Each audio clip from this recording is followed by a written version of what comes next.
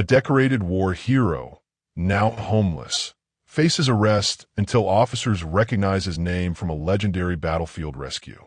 Will Captain Thompson's dark military secrets finally come to light or destroy what little he has left? The cop car's red and blue lights flash against the gas station windows. I never thought this would be me, a decorated soldier now facing arrest for trying to stay warm. My dirty fingers shake as I grip the edge of the sink. The bathroom mirror shows a stranger, my hollow cheeks covered in gray stubble, eyes that have seen too much hidden under a worn baseball cap. This quick-stop gas station is the only place with heat for miles. "Sir, you need to leave now." The clerk's voice makes me jump. He's young, maybe 20, with a name tag that reads Mike. His arms are crossed, and his face shows no kindness. "We don't allow loitering. Just washing up." I mumble, trying to sound normal. "Been on the road a while." Mike's eyes narrow. "Been watching you. You've been in here for 40 minutes. Buy something or get out." My stomach growls at the thought of food.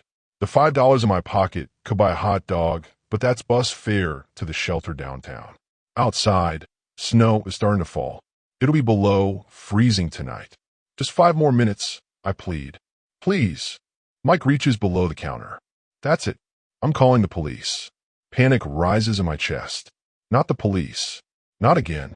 Last time they found me sleeping in the park, they took my military ID for verification and never gave it back. Took 3 weeks to get a replacement. 3 weeks of not being able to access veteran services. "Wait," I say, reaching for my duffel bag. My hand catches a display of energy drinks. They crash to the floor, rolling everywhere. Mike jumps back. "That's it. Get out now," he yells, grabbing the phone. My hands shake harder as I try to gather my things.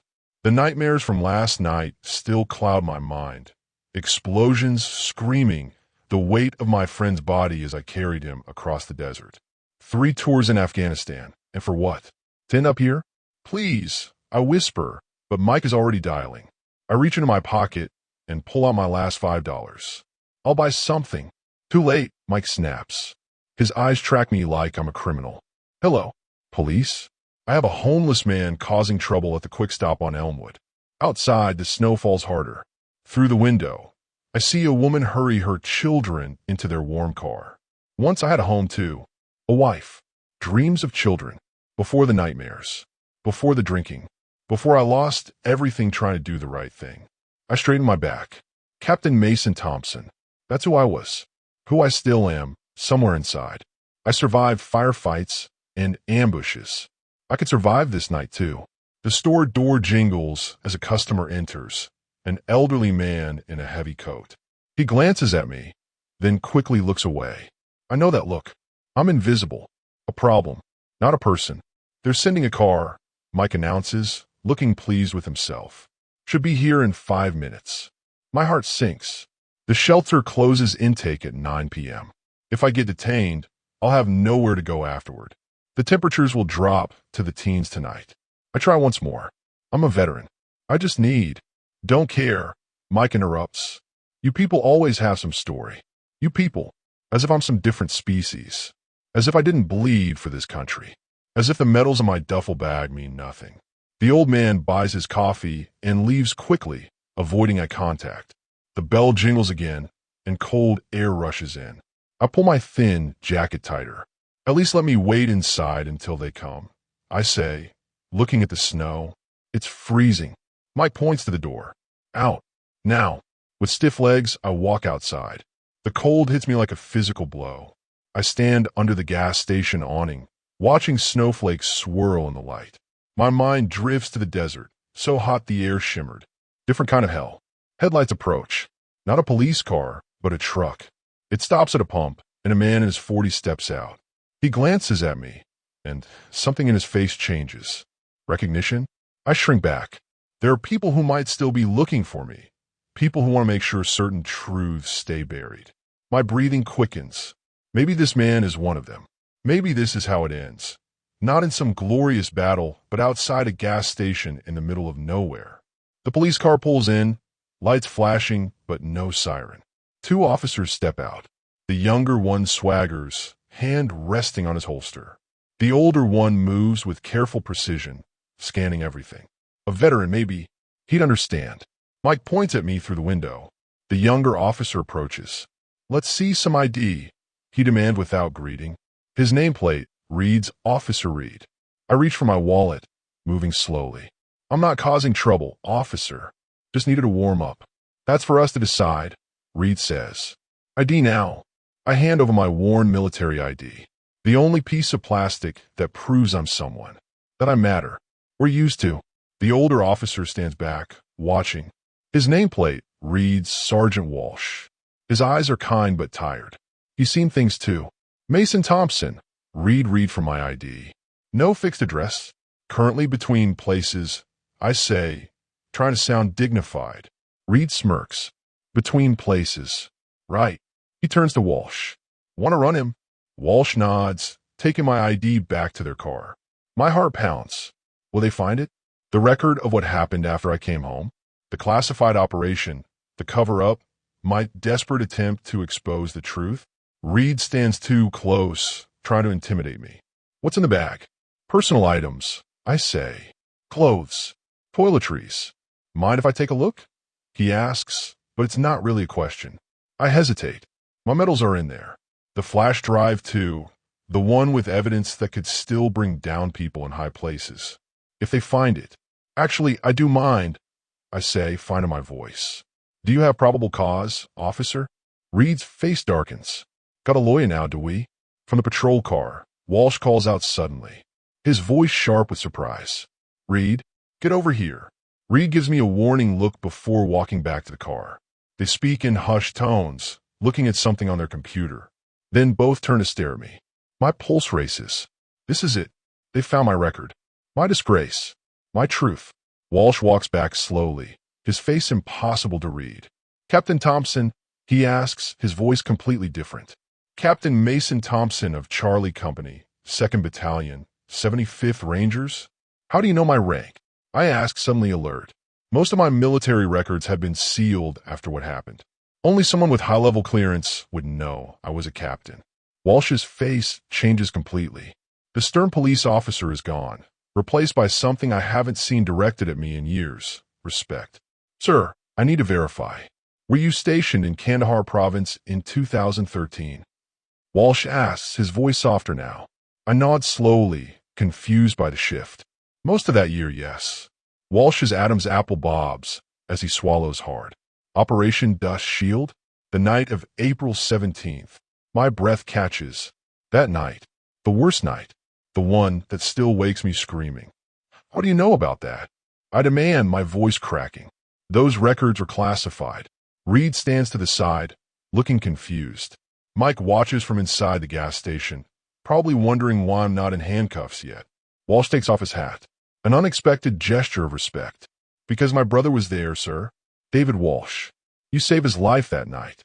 The name hits me like a physical blow. David Walsh. Young. Always smiling despite everything. Terrible poker player. Great shot. Lost his right leg below the knee when our convoy hit those IEDs. "David," I whisper. "He made it home."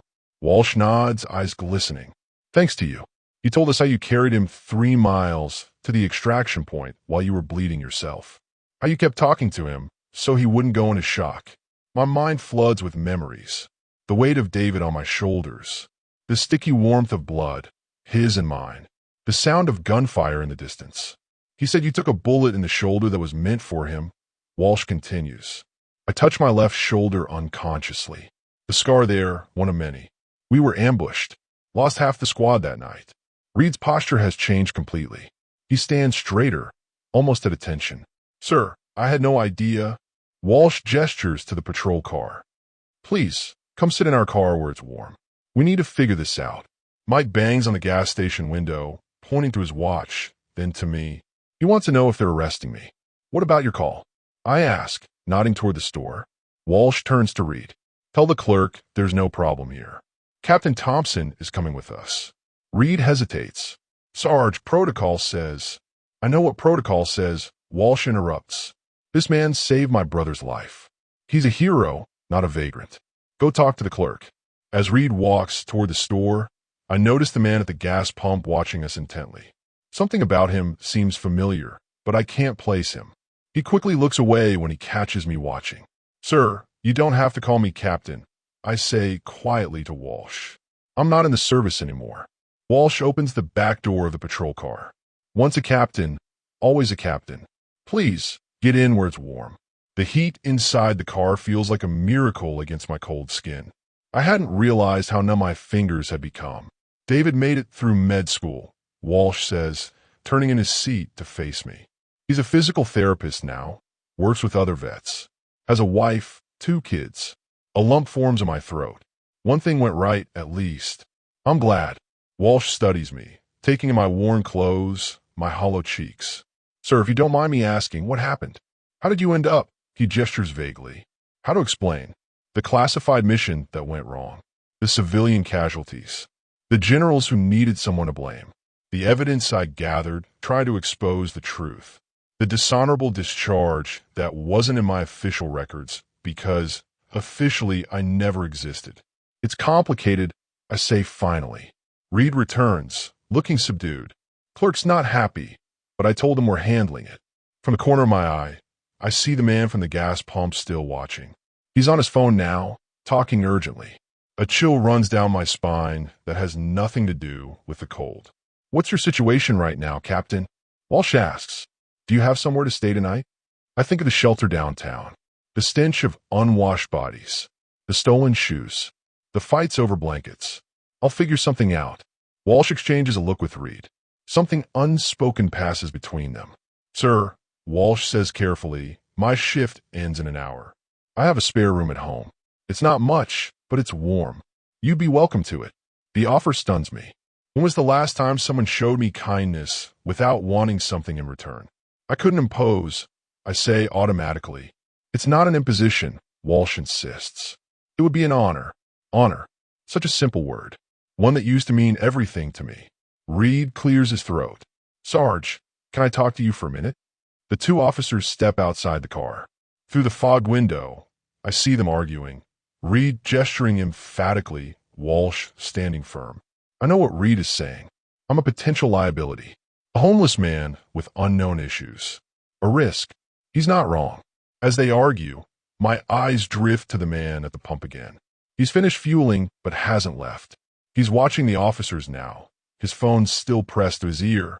Something about his stance, military alert. My instincts, honed by years in combat zones, begin to sound an alarm.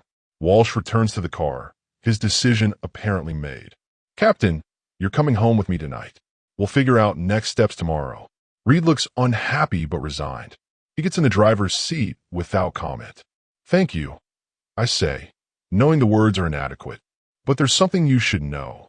Walsh turns to face me. What's that, sir? I hesitate. Should I tell him?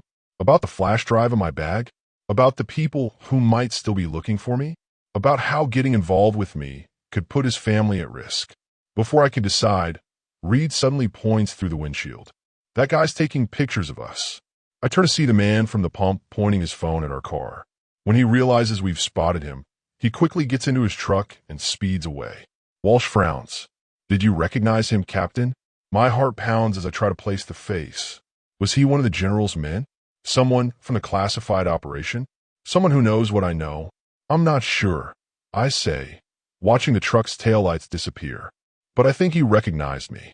Your brother talks about you all the time, Walsh says as we pull into the police station parking lot.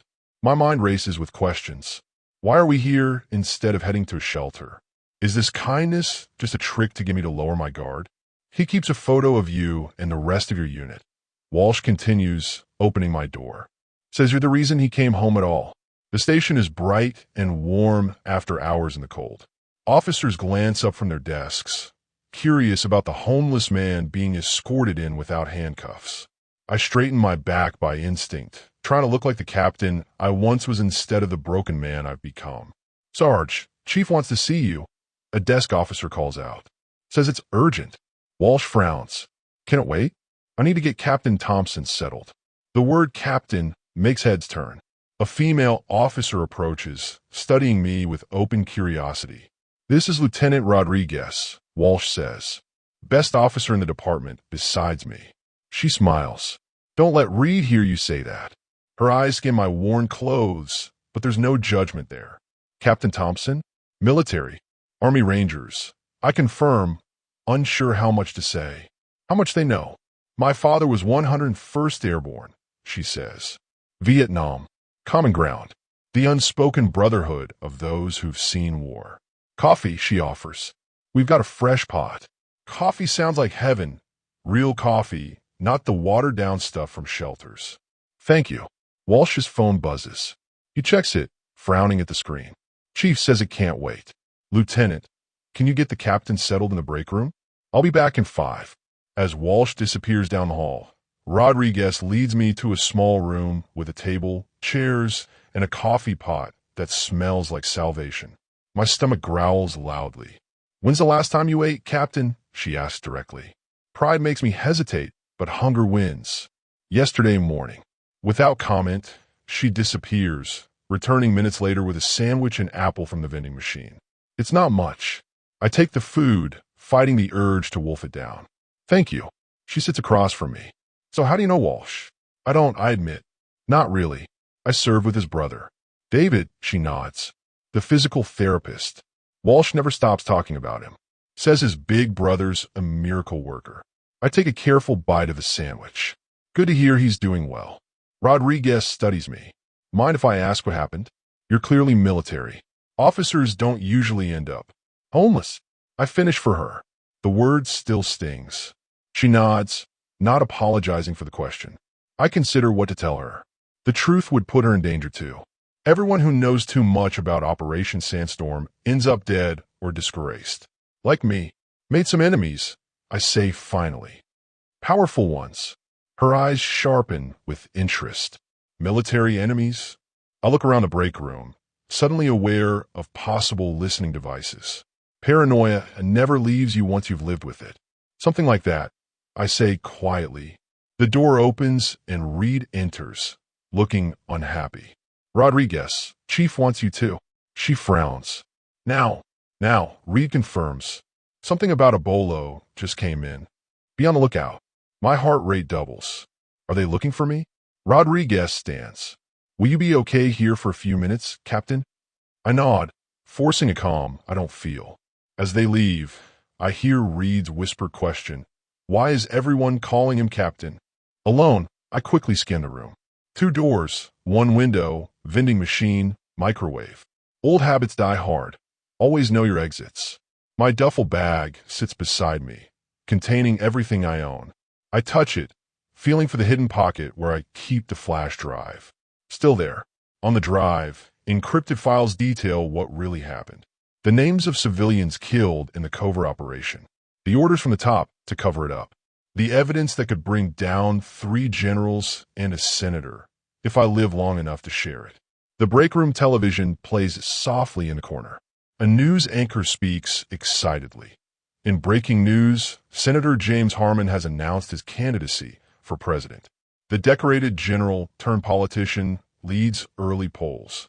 I freeze at the name. General Harmon. The man who gave the order. The man who made me a scapegoat when I threatened to talk. The man who wants me dead. The door opens, and Walsh returns looking troubled. Sorry about that, Captain. Something's come up. Anything I should worry about? I ask carefully. He hesitates. Someone's been asking about you. A man came by the gas station after we left, showing your picture around. My blood runs cold. What did he look like? Military type. Crew cut. Scar on his right cheek. Colonel Richards. Harmon's attack dog. The one who told me I'd be dead within a day if I didn't disappear. Did he identify himself? I asked, trying to keep my voice steady. Said he was your brother. Walsh says, watching my reaction. Looking for his lost family member. I almost laugh at the absurdity. I'm an only child. Walsh nods, as if confirming a suspicion. That's what I thought. Captain, level with me. Are you in some kind of trouble? The million-dollar question. The one that could get us both killed. Before I can answer, Rodriguez returns with a concerned expression. Sarge, we need to talk. Privately. Walsh looks between us. Give us a minute, Captain. They step outside, but the door doesn't close completely. Their hushed voices drift in.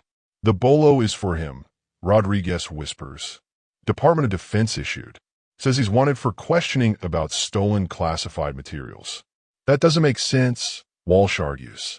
My brother says he's a hero. It gets worse, Rodriguez continues. I ran his name through the system. According to records, Captain Mason Thompson was killed in action 3 years ago.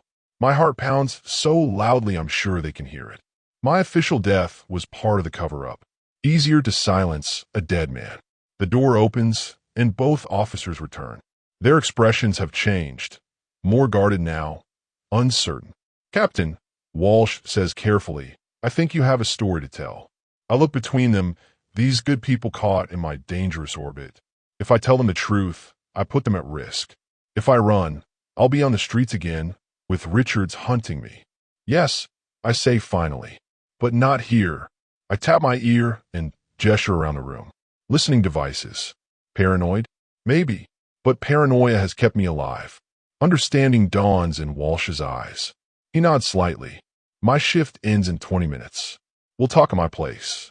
As if on cue, his radio crackles. All units be advised. Armed robbery in progress at First National Bank. Walsh stands. Duty calls. Rodriguez will stay with you. As Walsh rushes out, Rodriguez sits across from me. So, she says quietly, want to tell me why the DOD thinks you're dead? The drive to Walsh's home feels like entering another world. Tree-lined streets. Normal houses with warm lights and windows. Children's bicycles and driveways. A life so far from my reality that it might as well be a movie. My wife Ellen doesn't know you're coming, Walsh says as we pull into a modest driveway. But she's used to my strays. The porch light flips on before we reach the door. A woman appears, mid-40s, kind eyes, exhaustion lines around her mouth. Honey, she questions, looking at me with surprise but not alarm. Ellen, this is Captain Thompson, Walsh says. He served with David. Her expression transforms instantly. The Captain Thompson? The one who carried David to safety. I shift uncomfortably. It wasn't just me. We all looked out for each other. Well, don't stand in the cold, Ellen says, stepping aside. Come in, come in. The house smells of pot roast and clean laundry. Photos line the walls. Walsh and Ellen's wedding, a teenage girl in a soccer uniform, family holidays. And there, on the mantle, a group photo of soldiers in desert camo. David Walsh is there, arms slung around my younger self. Both of us smiling, unaware of what lay ahead. Mom? Who's here? A teenage girl appears at the top of the stairs, eyeing me suspiciously. Lily, this is Captain Thompson, Ellen explains. He served with Uncle David. The girl's eyes widen. The Captain Thompson? Dad talks about you all the time. I feel like an imposter. These people see me as a hero, not knowing the secrets I carry, not knowing the danger I've brought to their doorstep. Are you hungry? Ellen asks. We just finished dinner, but there's plenty left. My stomach answers before I can speak, growling loudly. Ellen smiles and heads to the kitchen without waiting for my response. Bathroom's down the hall if you want to clean up, Walsh offers. I can lend you some clothes. Clean clothes. A hot meal. Simple kindnesses that feel overwhelming after years on the streets.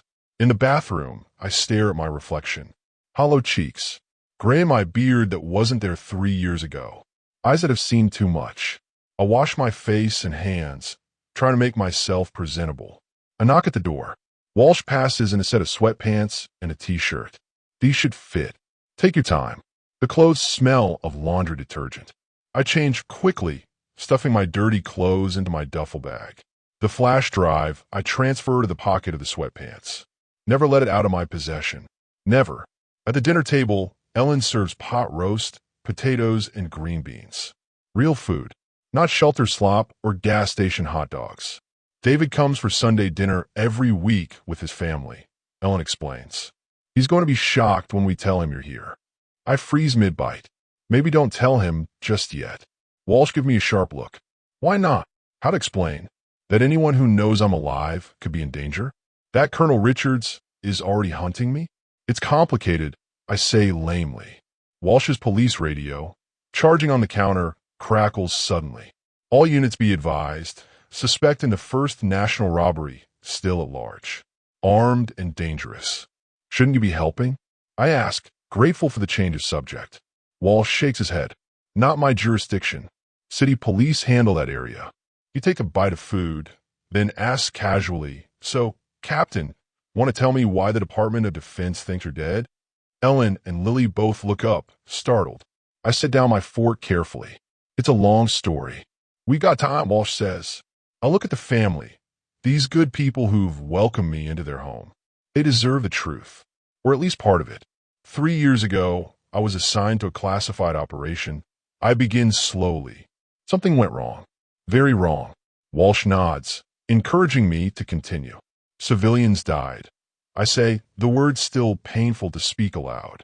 The official report blamed intelligence failures. Said we had bad information about the target. But that wasn't true. Walsh guesses. I shake my head. The intelligence was solid. The target was legitimate. But someone high up changed the mission parameters at the last minute. Expanded the strike zone to include a village that wasn't supposed to be hit.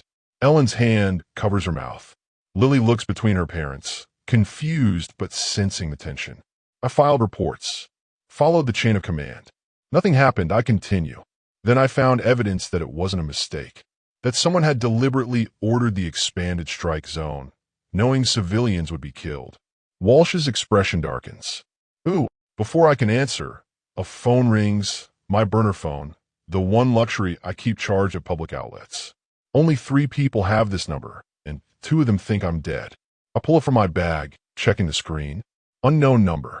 "Excuse me," I say, stepping away from the table. I answer cautiously. "Hello." "They know you're back, Mason," a familiar voice says without greeting. "You're not safe." "Colonel Richards, my former commander, the man who warned me to disappear." "How did you get this number?" I demand. "That doesn't matter," he says urgently. "What matters is they've found you. There's a kill team on the way. You need to move. Now, why are you warning me?" I ask, suspicious. "Richards always served Harmon faithfully." "Because I was wrong," he says simply. "I've seen the evidence you try to show us. Harmon is going down, Mason, but you need to stay alive to testify." My mind reels. Testify. Senate hearing next week on military accountability, Richards explains. "We need you there. The documents you smuggled out, they match others that have surfaced. It's enough to build a case." Hope, dangerous, fragile hope, blooms in my chest. How do I know this isn't a trap? "You don't," Richards admits. "But check the news. Harmon's campaign announcement today. It's a smokescreen. He knows we're closing in. The television in the living room confirms it. Senator Harmon smiling for cameras, announcing his presidential run. Get somewhere safe?" Richards continues. "I'll contact you tomorrow with extraction details." The line goes dead. I stand frozen, phone in hand. "Captain," Walsh calls from the dining room. "Everything okay?" I return to the table, mind racing. "That was my former commander," I say slowly. "And," Walsh prompts. "And we need to leave," I say, gathering my bag. "All of you. Right now." "What?" Ellen exclaims. "Why?" "Because I've brought danger to your home," I say, the guilt crushing me. "Men are coming. Men who will kill anyone who gets in their way." Walsh stands, military training kicking in. "How many? How soon?" "I don't know," I admit. "Minutes, maybe." "Lily, go pack a bag," Walsh orders. "Quick now." As the family scrambles, Walsh pulls his service weapon from its lockbox. "Captain, what exactly are we dealing with here?" Before I can answer, headlights sweep across the front window. A vehicle pulling up outside. "Get down," I shout, lunging to hit the light switch. The house plunges into darkness just as the first shots shatter the front window. Glass shatters across the living room floor as bullets tear through the front window. I grab Lily and pull her down behind the couch. Walsh shields Ellen with his body, his police training kicking in instantly. "Bathroom. Now," Walsh shouts, his voice steady despite the chaos. No windows, solid door. We crawl through the hallway as more shots punch through the walls. My heart pounds in my ears, but my mind is clear. Combat mode. The place I've lived for too many years. "Stay down," I tell the family once we're in the bathroom. Walsh locks the door and pulls out his phone. "This is Sergeant Walsh. Shots fired at my residence. Officer and civilians under fire. Send all available units." I listen for movement outside. 2 shooters, maybe 3. Professional. They're not spraying bullets randomly. They're using controlled bursts, conserving ammunition. I'm so sorry. I whisper to the family huddled on the bathroom floor. This is my fault. Walsh checks his service weapon. 6 rounds. Not enough. Who are these people? Ellen asks, her voice trembling but controlled. She holds Lily close, the girl's face buried against her shoulder. Men who want to keep certain truths hidden. I answer. Men who think I'm already dead. A heavy thud shakes the front door. They're trying to break in. Back door, Walsh says. It leads to the garage. If we can get to my car. Another burst of gunfire. Closer now. They're inside the house. Give me your gun, I say to Walsh. He hesitates for only a second before handing it over. What's your plan? I'll draw their fire, I say, checking the weapon. Get your family to the car. I'm not leaving you here, Walsh argues. This isn't your fight, I tell him. It's mine. Always has been. The hell it isn't, Walsh growls. You saved my brother. That makes it my fight too. Heavy footsteps move through the house, slow and methodical. Professional killers taking their time. They know we're cornered. We need another weapon, I whisper. Walsh points to the cabinet under the sink. Baseball bat. Best I can do. I pull it out. Aluminum solid weight.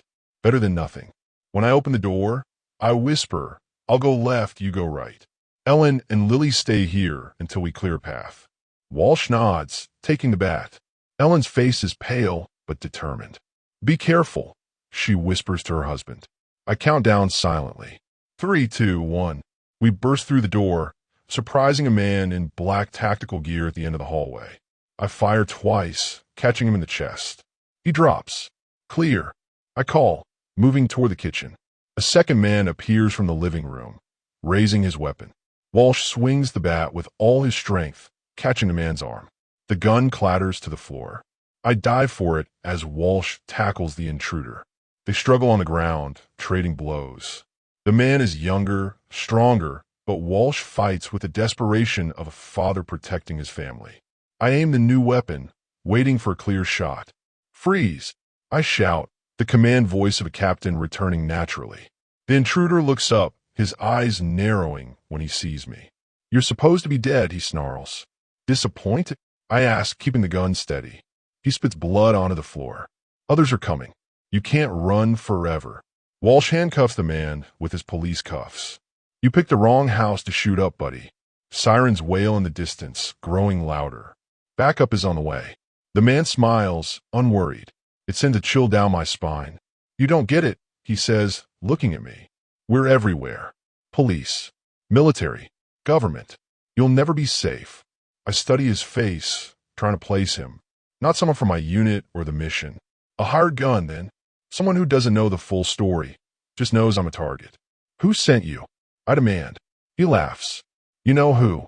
The same man who's going to be our next president. Walsh picks up the fallen attacker's radio. A voice crackles through.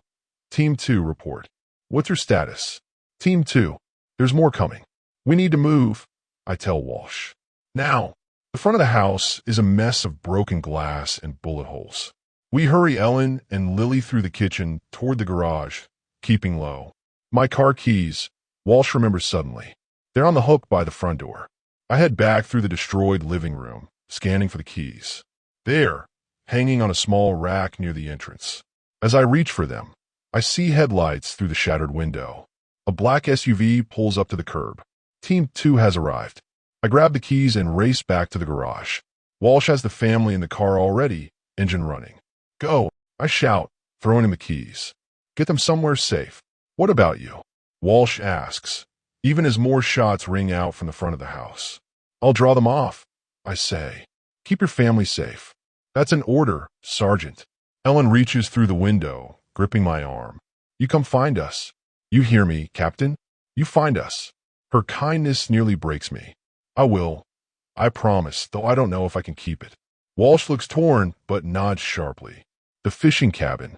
My brother's place at Lake Mercer. We'll be there. The garage door opens. I slap the roof of their car. Go.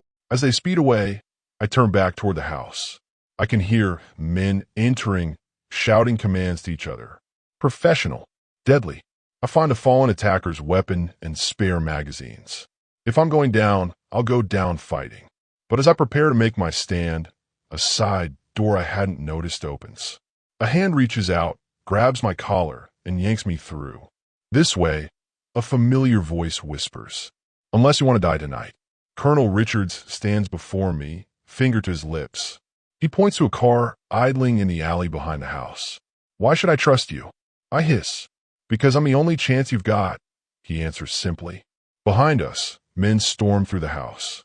My time has run out. I make my choice and follow Richards to the waiting car. "Duck down," Richards orders as we speed away from Walsh's neighborhood. I slide below the window line, my whole body tense and ready for betrayal. Is this a rescue, or am I being delivered to my executioners? "How did you find me?" I ask, keeping the gun I took from the attacker aimed at Richard's side. He glances at the weapon, but doesn't comment on it. Same way they did. Facial recognition picked you up at the gas station. Once they had a location, it was just a matter of tracking Walsh's movements. Those were professional killers back there. I say, "Military contractors?" Richards nods grimly. "Harmon's private security team. Off the books, of course. Why are you helping me?" I demand. "You're Harmon's right-hand man. Always have been." Richards drives in silence for a moment, his face tight with emotion I can't read. Finally, he speaks. "They killed my son." The words hang in the air between us. "What?" "My son, Ryan. Air Force Intelligence. He started asking questions about the same operation you were investigating. 6 months ago, he died in a training accident." My grip on the gun loosens slightly. "I'm sorry. I didn't believe it at first," Richards continues. "Thought it was just bad luck. Then I found Ryan's encrypted files.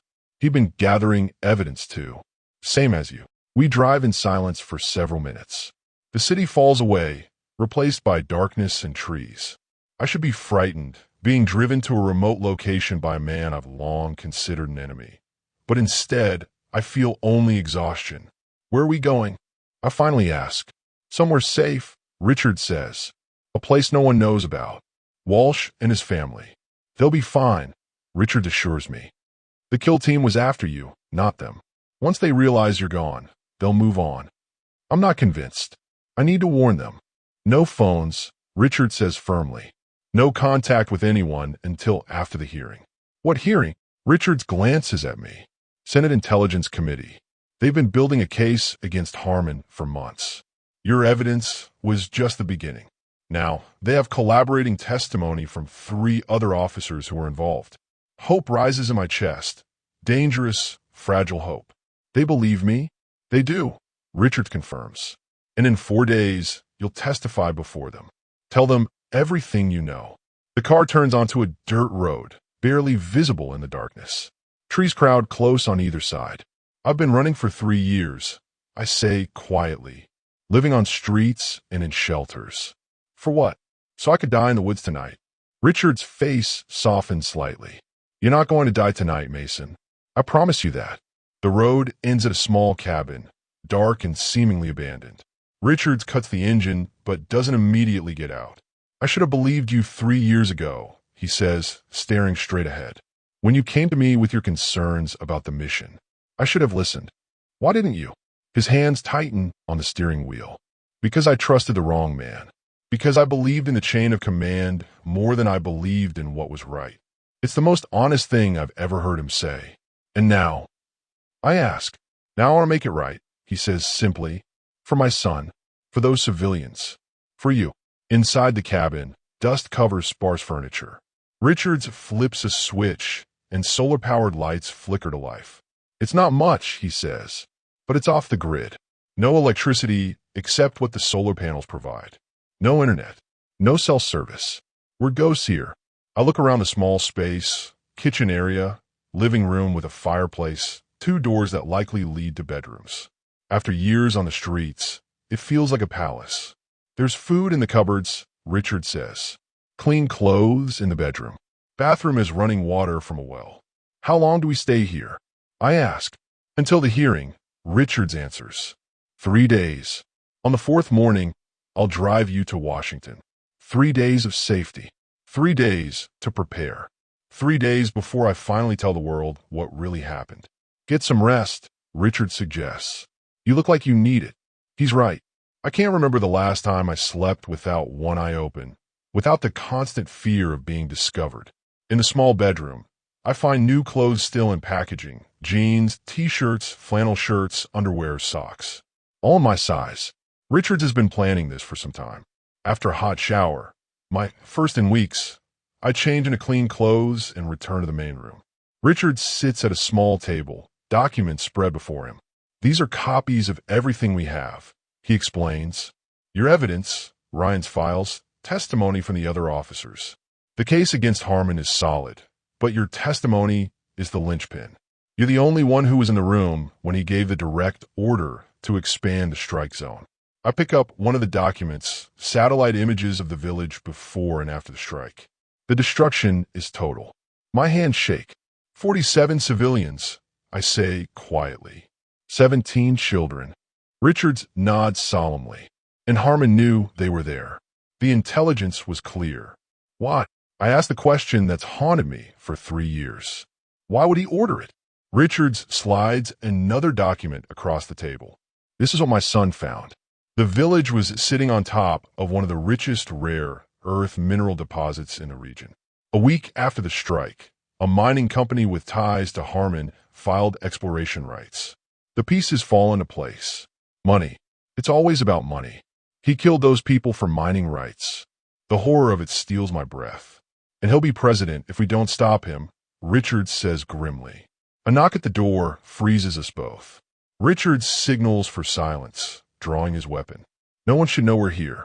The knocking comes again, more insistent. Then a voice calls out, Colonel Richards? Captain Thompson? It's Sergeant Walsh. Richards and I exchange looks of confusion. How did Walsh find us? Stay here, Richards mouths, moving silently to the door, gun ready.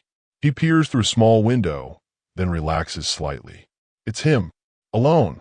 Richards opens the door cautiously. Walsh stands there, his police uniform replaced by civilian clothes, his face grim. How did you find us? Richards demands. Track your car, Walsh says. I put a tracker on it back at my house when I realized who you were. Richards swears under his breath. I'm getting sloppy. Walsh steps inside, eyes scanning the cabin before settling on me. You okay, Captain? I nod. Your family, safe in my brother's cabin, Walsh confirms. But we have a problem. He pulls out his phone, showing us a breaking news alert. Shooter killed in police standoff identified AS decorated veteran. My photo stares back at me from screen, not my current bearded hollow cheek face, but my military ID photo from years ago. They're framing you for the attack on my house, Walsh says grimly. The news is reporting that a disturbed homeless veteran opened fire on a police officer's home before being killed by responders. But that's not possible, I protest. I'm not dead. The body they recovered is, Richards says quietly, someone who looks enough like you to pass a rushed identification. The implication hits me like a physical blow. They killed someone to frame me? Richards nods grimly. Now if you show up at the Senate hearing, I'll be arrested immediately. I finish his thought. My testimony will never be heard. Walsh looks between us. What hearing? As Richard explains, I sink into a chair. After 3 years of running, of suffering, of holding on to the truth, it might all be for nothing. Harmon is always one step ahead. There has to be another way, Walsh says when Richards finishes. Some way to get the truth out. I think of the flash drive in my pocket, the evidence I've guarded so carefully. Is there another path? Walsh's phone rings, interrupting my thoughts. He checks the screen, face paling. It's my wife, he says. Something's wrong. He answers, listening intently. His expression darkens with each passing second. We'll be right there, he says finally, ending the call. What happened? I ask, already dreading the answer. Walsh's voice is tight with controlled fury. They found the cabin. Ellen and Lily got away, but they have my brother. David, I whisper. The man I saved years ago is now in danger because of me. They left a message, Walsh continues. They'll trade him for you, Captain. Your life for his. Blood pounded in my ears as I walked toward the Veterans Memorial Park. The sun was setting, painting the sky orange and red. 3 kids raced past me on bikes, laughing. How simple their lives must be. I checked over my shoulder for the 5th time in 2 minutes. Was someone following me? I couldn't tell anymore. The tall statue of a soldier stood in the middle of the park, his stone eyes forever watching.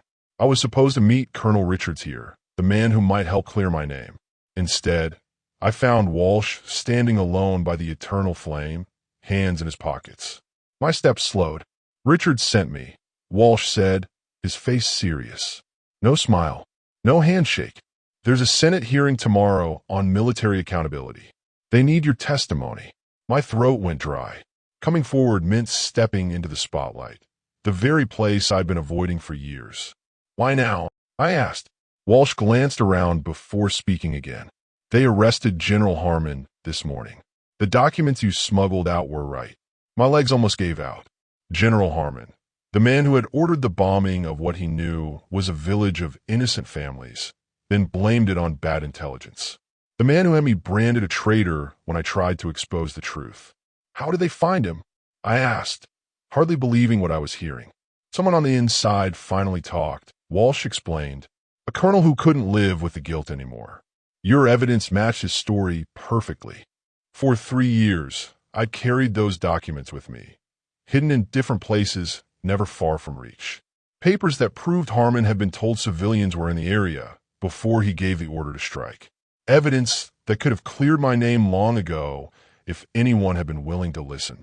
"I don't know if I can do this," I said, looking down at my shaking hands. Walsh stepped closer. "My brother would want you to. You save his life. Now save your own." A mother pushed a stroller past us on the path. A jogger ran by with his dog. Normal people living normal lives. Could I ever have that again? "The hearing starts at 9 tomorrow morning," Walsh continued. "Richards has a safe house ready. You'll be protected until then." I thought about it. If I testified, I might finally get my life back.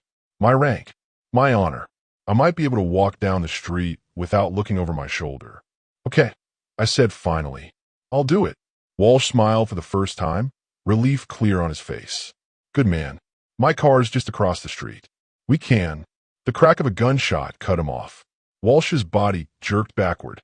A red stain bloomed on his shoulder as he collapsed to the ground. "Walsh!" I shouted, diving toward him as another bullet whizzed past my ear. People in the park screamed. The mother with the stroller ran for cover. The jogger pulled his dog behind a tree.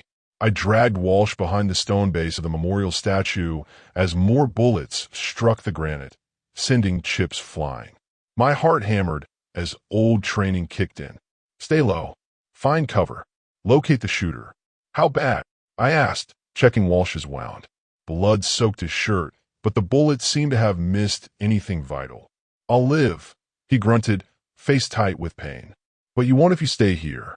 I peered around the edge of the statue. There, on the roof of the library across the street, a glint of metal caught the fading sunlight. The shooter.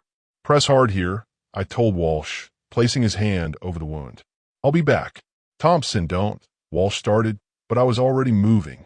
I stayed low, zigzagging between trees and benches. Another shot rang out, splintering wood where I had been seconds before.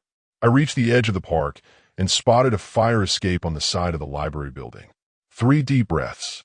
Then I ran, expecting to feel a bullet in my back at any moment. I reached the metal ladder and climbed as fast as my arms would allow. My old shoulder wound screamed in pain, but I pushed through it. At the top of the fire escape, I pulled myself onto the roof. The shooter hadn't noticed me yet. He was still focused on the memorial statue where he thought I was hiding with Walsh. I recognized him immediately. Specialist Reeves. He had been on Harmon's security detail. Now he was here to make sure I never testified. I moved silently across the rooftop, staying in the shadows. Reeves adjusted his rifle, preparing for another shot. He was so focused on his target that he didn't hear me approach. When I was 3 feet away, my boot scraped against the rooftop gravel. Reeves spun around, swinging the rifle toward me. I lunged forward, grabbing the barrel and pushing it upward. A shot fired into the air. We struggled for control of the weapon. Reeves was younger, stronger, but I was fighting for my life, for my future. I slammed my forehead into his nose. He stumbled back, blood pouring down his face. "It's over, Reeves," I gasped, wrenching the rifle from his hands. "Nothing's over," he spat. "They'll never let you testify." He reached for something at his back, a pistol. I didn't think. I swung the rifle like a club, catching him across the temple. Reeves crumpled to the ground, unconscious. Police sirens wailed in the distance, getting closer. I zip-tied Reeves' hands with his own gear and ran back to the fire escape. When I reached Walsh, he was pale but alert. A small crowd had gathered, keeping their distance. "Ambulance is coming," a woman told me, her phone still in her hand. Blue lights flashed as police cars surrounded the park. Officers jumped out, weapons drawn. One of them was Reed. "Don't shoot," Walsh called out, his voice weaker than before. "He saved me." Reed lowered his gun slowly, confusion on his face. "Thompson? What happened?" "Shooter on the library roof," I explained, pointing. "He's restrained but armed." As paramedics rushed to help Walsh, I explained everything to Reed. The Senate hearing, General Harmon's arrest, the attempt to silence me before I could testify. "You're saying this goes all the way up to a general?" Reed asked, eyes wide. "Higher," I said grimly. "Tomorrow the world will know just how high." As they loaded Walsh into the ambulance, he grabbed my hand. "Promise me you'll be there tomorrow," he said. "Finish what you started." I nodded, watching as they closed the ambulance doors. The sky had grown dark. Tomorrow would bring either justice or more danger. But for the first time in years, I felt something I had almost forgotten: hope. Camera flashes blinded me as I walked up the steps of the Capitol building. News reporters shouted questions from behind police barriers. My new suit felt stiff and strange after years of worn jackets and faded jeans. Colonel Richards walked beside me, along with two serious-faced agents in dark suits. "Remember," Richards said quietly, "just tell the truth. That's all you need to do." Easy for him to say. He hadn't spent 3 years hiding from the most powerful military leaders in the country. The Senate hearing room was packed with people. Rows of chairs filled with reporters, military officials, and curious citizens. At the front, a long table where senators sat looking through papers. Behind a second table sat General Harmon and 3 other high-ranking officers, all in full uniform covered with medals. Their faces were stone cold as I walked in. I spotted Walsh in the crowd, his arm in a sling. Next to him sat Officer Reed and, surprisingly, Mike from the gas station. Walsh gave me a small nod of encouragement. "Captain Mason Thompson," announced the committee chairman, Senator Blackwell. "Please be seated." My throat went dry as I sat at the witness table. A microphone stood in front of me, ready to carry my words to the entire nation. "Captain Thompson," Senator Blackwell began, "3 years ago, you were accused of stealing classified documents and spreading false information about a military operation in Konar Province, Afghanistan. Is that correct?" I leaned toward the microphone. "Yes, Senator." "And you then disappeared, effectively deserting your post." "Correct. I went into hiding because my life was in danger," I replied, my voice steadier than I felt. Senator Blackwell raised his eyebrows. "That's a serious claim, Captain. Less than 24 hours ago, someone tried to kill both me and Sergeant Walsh of the local police department to prevent me from being here today," I said. The room filled with murmurs. I believe that attack was ordered by the same people who gave the command to bomb a village of innocent civilians and then covered it up. General Harmon's face darkened. His lawyer whispered something to him. For the next hour, I told my story. I explained how I had been stationed at headquarters when the intelligence came in about suspected terrorists in a remote village. I described seeing the clear satellite images showing children playing, women hanging laundry, obvious signs of civilian life. I personally delivered this intelligence to General Harmon. I testified. He looked at the images, then said, and I quote, "Collateral damage is unavoidable in war." Gasps filled the room. Harmon's face turned red with anger. "The bombing was carried out that night," I continued. 47 civilians died, including 16 children. The official report claimed there had been no indication of civilian presence. I took a deep breath before delivering the final blow. When I tried to report this through proper channels, my security clearance was revoked. When I persisted, Threats were made against me. That's when I gathered what evidence I could and left. Senator Blackwell looked grave. And the evidence you gathered, do you have it with you today? I nodded and handed over a sealed envelope containing copies of the satellite images, the original intelligence reports, and the falsified after-action reports. As the senators examined the documents, I caught General Harmon's eye. His look promised revenge. Then a door at the back of the room opened. 2 military police officers entered, followed by a thin man in uniform that I recognized immediately. Major Ellis, Harmon's former aide.